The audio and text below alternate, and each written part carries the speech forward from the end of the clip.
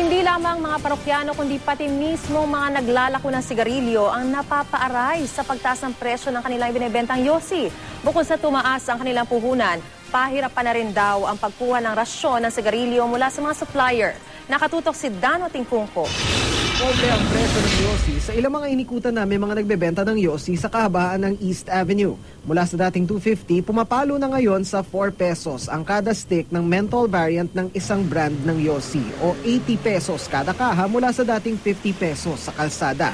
Habang ang mas murang yosi namang light sa threads hanggang 3 pesos na ngayon kada stick, katumbas ng hanggang 60 pesos kada kaha. Dito nagtitinda ang mag-asawang itago natin sa mga pangalang Jessie at Joy.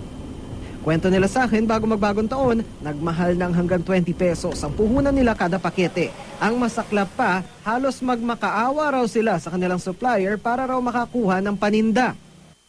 Oh, hirap maghanap eh. Iniikot-ikot namin yan. Anong ending nyo?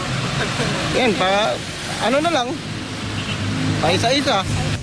Ganito rin ang sitwasyon ng katabi nilang tinderong si Michael. Nalaos ng araw ang listahan niya dahil sa itinaas sa puhunan. Bultuhan ang bagsakan niyang kada taon eh. Bago magpatapos ang taon, nakatago na lagi. Magpapanibago sila na magdadagdag ng 2 piso, ganun. Walang nagbago sa sitwasyon nang balikan namin ang lugar kanina. Saan nyo pinili? Sa mga tindahan lang. Sa mga tindahan? Opo. Ano sinasabi nila bakit daw ang taas na ng benta sa inyo? Eh paano? Tumaas na raw pagbili nila. Ang ilang mga sugi ni Elsie na mamahalan man, hindi naman daw titigil. Mataas eh. Yan eh, nasa bibili na rin ng sigarilyo kung tutuloy nila o hindi.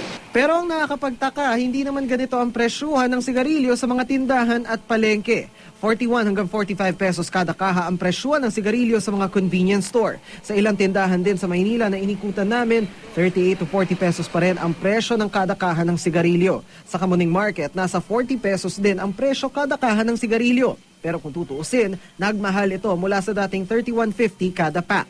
Tulad ng mga tindera sa kalsada, problema rin daw ng ilang tindera rito ang anilay pagrarasyon sa stocks ng sigarilyo. May allocation po silang binibigay. Hindi po kagaya dati na kung ilan ang gusto mo, ngayon may allocation sila. Paano allocation? Kung ilan lang po ibigay nila sa'yo. Ano yun? Parang nirarasyon? Opo. Base sa implementing rules and regulations ng sin tax, 12 hanggang 25 pesos ang karagdagang sin tax kada kaha ng sigarilyo para sa taong 2013. Unti-unti pa itong tataas sa mga susunod na taon hanggang sa unitary rate na 30 pesos kada kaha sa taong 2017.